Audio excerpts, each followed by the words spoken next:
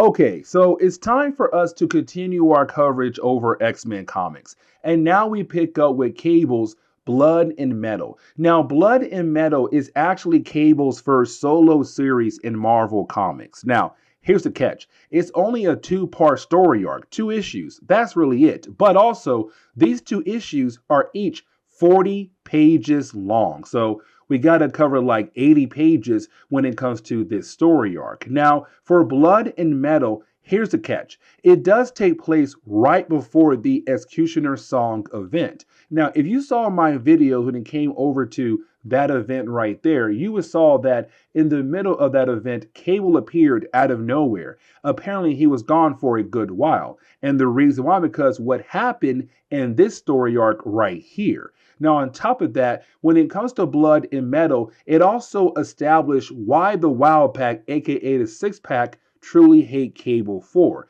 Now, remember, when it came to Cable, he had a team of characters before the X-Force team, and they were called the Wild Pack at first, but over time, they had to change their name over to the Six Pack for a very good reason. Matter of fact, we'll talk more about that reason as we go through today's video. But either way, we had established in X-Force comics that when it came to the Wild Pack, they truly did hate Cable a lot, but we had no idea why.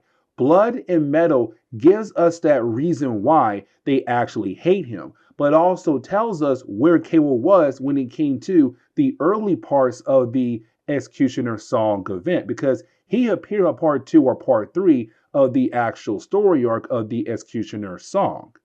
And so, getting into the opening pages of this actual story arc, we do pick up 10 years in the past, where we pick up with Cable and also his Wild Pack. Now, at this time, they're calling themselves the Wild Pack. It's going to change very soon, but for right now, they're called the Wild Pack. But for Cable and his team, they're currently in Iran for a mission. Now, we do learn that they are doing a mission for a character known as Mr. Tolliver. Now, he is a character that we had actually talked about in our coverage over X-Force. Now, remember, in our coverage, we had established that something happened between Cable and also Mr. Tolliver to have Cable actually hate Tolliver with a lot of passion. And so when it comes to Blood and Metal, we kind of get a tad bit more information about the actual hatred between those two characters. But at this point in time, 10 years ago, they were just doing a job for Tolliver to go over to Iran to tear down a building, which they were able to do very easily. And now they can get paid from Tolliver. But now we have to jump back over to the present day, where we actually pick up in a museum in Paris. Now, we do pick up with a group of characters who work for the Mutant Liberation Front. Now, remember, this is a group of characters who work for the character known as Strife. Now, at first, we were kind of left to believe that their main goal was to attack different government agency buildings that were being used to kind of hurt the mutant race in different kind of ways. But then down the road, we saw that Strife had other plans behind the scenes going on. And so when it comes to the actual group, they have broke inside the museum in Paris to steal an artifact. Now, the artifact they're currently stealing is the same one we saw back in the Executioner Song event, the one you had Strife use to stab Apocalypse with. But while you have the actual group trying to get their hands on the actual item, you did have one of their members get shot in the back of the head by Cable. Because by this point in our coverage over X-Men comics, Cable has gone officially solo. And so this is him saying, like, listen, I have too many enemies out there that I need to handle. And one of them is actually Strife and his group of mutants called the Mutant Liberation Front. And so for Cable, he got word that they would be here to try to steal this artifact. And so he arrived just in time to actually stop them. Now, they do try to fight against him at first, but they realize it's a lost cause. And so you have the actual group retreat. And of course, they have to leave behind their dead friend. But either way, you have Cable being able to lift the dead body of Sumo up to retrieve the artifact that they were trying to steal. Now, for Cable, the question is right now, why in the world were they trying to steal this certain artifact? But now we have to jump over to GW Bridges. Now, GW Bridge is actually a SHIELD agent, but when it comes to GW, he was part of Cable's Wildpack team in the past. Now, recently, when it comes to GW, he was assigned a brand new team, a team to go after Cable. And here's the reason why. You see, back over in X-Force comics, we had established that X-Force is not really afraid to cross the line when it comes to getting a job done. And so because of that, well, they became most wanted in America. And so for GW, he was kind of assigned a new task force to go after Cable. Now, we see GW going over to Department K. Now, Department K is a secret government branch in Canada, and we currently see them working on a new project, really an old project, and that would be Weapon X. Now, the code name did belong to Wolverine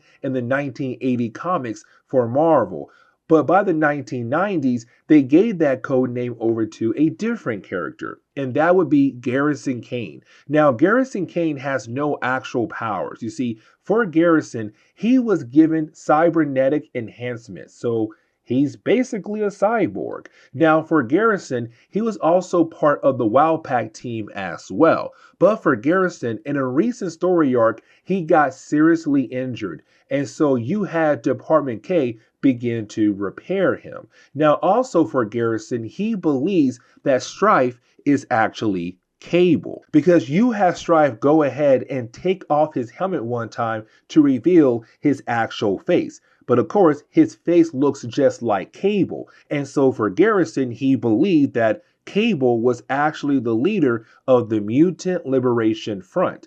Except now you have GW here saying, hey, some things got really crazy with Cable recently, because you have GW showing Garrison the tape of Cable fighting against the Mutant Liberation Front in Paris in that museum.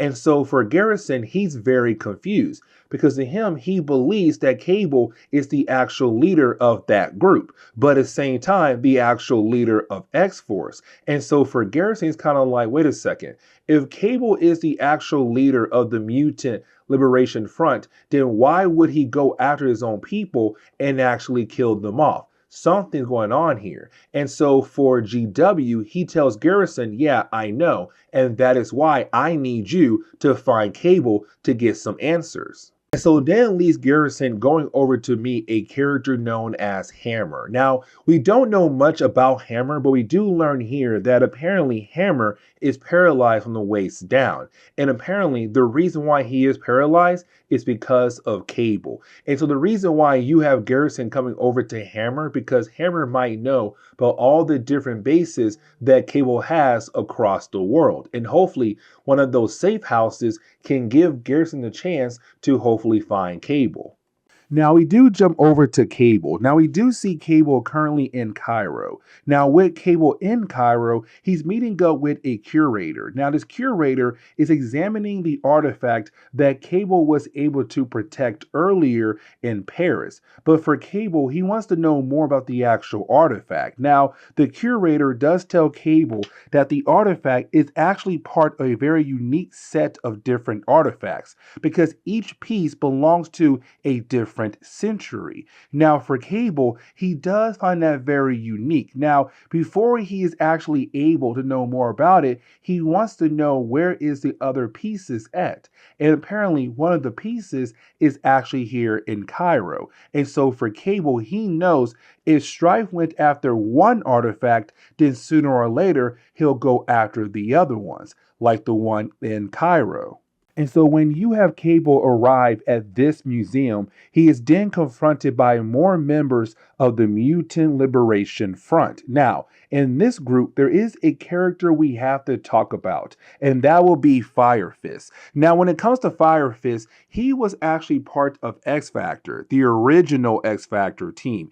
And technically, he was not part of the team. He was more of a trainee, soon to be member of X Factor. But then at the tail end of his run on the team, he did join the New Mutants. But then he was captured by the Mutant Liberation Front and just taken away. And so now we see him as an actual member of the group. Now, back in, I want to say, the Executioner Song's story arc, it was told to us that Fire Fist is actually being mind controlled, that he does not want to be there at all. Either way, for Cable, he feels bad that he was not able to keep Fire Fist on the New Mutants when he had took over that team at the late end of that run. Either way, you do have Cable fight against them in the middle of this museum. Now it's time for us to talk about the whole idea of why Cable had to change the name of the Wow Pack over to the Six Pack. And here's the reason why. So we jump back 7 years ago where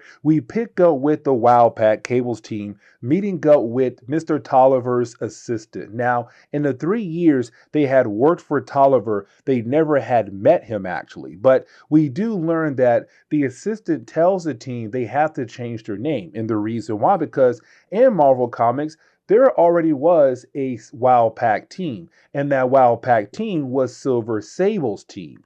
And so you had the assistant tell the Wow Pack, like, hey guys, listen, the name the Wow Pack is owned by Silver Sable. You need a new name. And so while they were trying to think of a new name, they had pulled out a 6-pack of beer. And they're like, got a name for us, guys. Call us a 6-pack. And just like that, their name was no longer the Wow Pack, it was now the 6-pack. Now, after that, you then have the team go on another mission for Mr. Tolliver, where they went over to Afghanistan. Now, when they had arrived, they were attacked by Soviet armed carriers. Now, for our heroes, they were able to actually take them down very easily. But for Domino, she finds this hidden hatch, and she kind of wondered where it goes to. And so you have Cable open up the actual hatch, where they find this secret base hidden in this area in Afghanistan. Now, for our heroes, they weren't really assigned to go deep into the actual base. But for Cable, he realized there's something off about this base. This base seems very new, too new. Basically saying the tech in that base could possibly be from the future. Cable's future. And so you have Cable go deeper into the actual base alongside his new team 6-pack. And so as they go deeper and deeper into the actual base, they realize that this base is being run by no other than Strife. And so this was the moment where Cable realized that Strife was also back in the past with him as well. But now we have to go back to the present day. And here's the reason why, because we pick up with Cable in one of his safe houses where he does ask his computer to kind of look through all the different information about all these different artifacts that have some kind of weird connection to one another. Because all these artifacts belong to different centuries. Like, what is the actual connection? Except you have the computer say like, hey, I am no longer able to actually do that because your safe house has been officially breached. Now, the ending of this chapter is really important for a lot of different reasons. Let me explain why. Because you do have Cable begin to fight against Garrison Kane. He was the one who had actually breached the base of Cable. And while you have the two characters fighting, we are establishing that something happened between Cable and his old crew, but it was something that happened to Hammer because of Cable. Now, for Garrison Kane, he also shows Cable why he's there for. And he says, listen, I finally figured out you are actually Strife. Now, here's the big problem with this whole idea, because as we saw in the last section, the entire team, the 6-pack, they all saw Strife. But for some strange reason, now you have Garrison say, oh, I believe that you are Strife, because he then shows a hologram of Strife taking off his helmet to reveal that he has the same face as Cable. Now, this was also the moment where Cable learned that Strife had his face. Before that, Cable had no idea what Strife actually looked like. But now we can jump over to the second chapter of Cable, Blood and Metal. Now, in the opening pages of this chapter, we do pick up with the idea that Cable and Garrison are now on the same page, where it does seem like Garrison kind of believes that now Cable and Strife are not the same person. But on top of that, for Garrison, he's still kind of on the edge. Want to make sure that he can officially trust Cable. Either way, you do have the two characters head over to Japan. Now, when they do arrive in Japan, they head over to the Ashita clan stronghold. Now, remember, the Ashita clan was actually being led by Mariko, the ex-lover of Wolverine. And the reason why I say ex-lover, because, well, she died a while back. Not a while back, really like a few videos ago when it comes to our coverage over the X-Men. But either way, after she had died, her half-brother had officially taken over the entire clan, and that would be the Silver Samurai. But either way, when it comes to Cable and Garrison, when they do arrive at the actual stronghold, they do have to fight against different members of the actual clan. But then once you have Garrison and Cable being able to defeat most of the ninjas and also somewhat stop Silver Samurai in his tracks, you do have Cable explain why they are there for. You see, he has another artifact that Cable knows that sooner or later Strife will possibly come after it. And so it's Cable saying, we want to take your artifact and replace it with a fake one to trick somebody who is actually looking for it. Now we have to jump back over to the ending of the last chapter of this video, where we had Cable in the six-pack 7 years ago in Afghanistan finding a secret base that was being controlled by Strife. Now, when it comes to this chapter, we are now establishing that Strife was actually working alongside with Tolliver. You see, when it came to Tolliver, he had a route for opium. And apparently the reason why he hired a six-pack was to take out the Soviet armed carriers who were going to actually, well, ruin the route for Tolliver. And so because of that, you had a six-pack realize that they were basically being used as a way to kind of help out a drug route for Tolliver. And Strife, who's also working for Tolliver, is also part of that drug ring. Now for Cable, he knows Strife because they both come from the future. And so you have Cable trying his best to take out Strife. Now Strife was able to grab a few charges and actually set them to explode. But he didn't tell Zero to grab him and get the heck out of there. Now for our heroes, they realize that they're not most likely going to be able to escape in time. But then you have Cable also being able to teleport the entire team out of there before the base blows up. And so now we are establishing that Strife and Tolliver were working together. But this kind of moves Tolliver becoming an enemy for Cable in the six-pack as well. But now we have to jump back over to the present day. Now, when we do, we pick up with Strife walking into a bar in Mexico, where he's meeting up with a character known as, well, Mr. Richer. Now, we're technically told that Richer is actually the uncle to Richter, who's part of X Factor. Now, for Richer, he has the mask, and apparently there was a tracker that was left behind by Strife and his crew a long time ago. Except when you have Strife go to examine the actual mask, he realized it's a fake, which means Cable has the real one. And now he's wondering, what is Cable actually up to?